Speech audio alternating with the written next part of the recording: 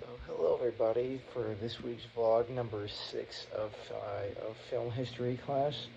We had to watch Citizen Kane, listen to the War of the Worlds podcast, and watch March of Time newsreel. And we had to answer the question today: does Citizen Kane deserve to be called the greatest film of all time?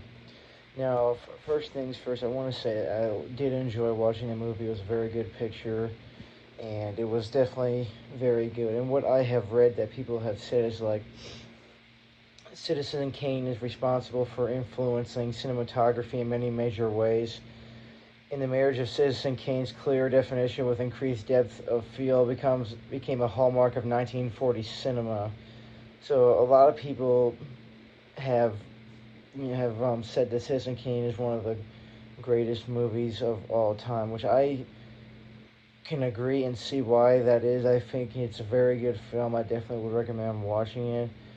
And going back to what I said about we need to listen to the War of the Worlds podcast.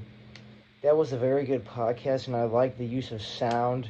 And they did a very good job of painting a mental picture for the people that listened to that podcast, and it was definitely very interesting. I never knew about how people thought the world was actually ending and we were being invaded by aliens.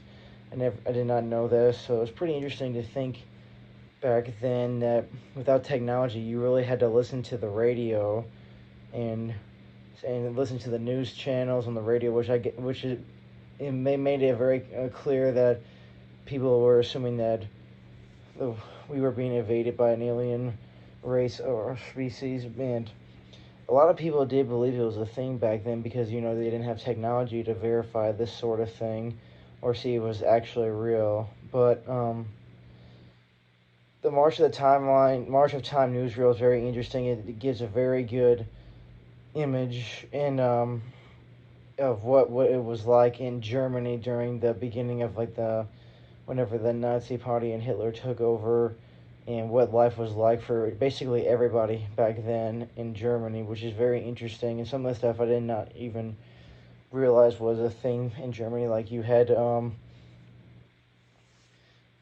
they had conscription for the young women and children at like an early age. I think it was like 14. They went to like a youth camp, and then at 18 they had to do like this physical thing for like 6 months mandatory to get them into shape and stuff like that. And they did some sort of like teaching about or like education here and there, but they really tried to keep that to a minimum, which is very interesting that they didn't want anybody to like learn a bunch of stuff back then.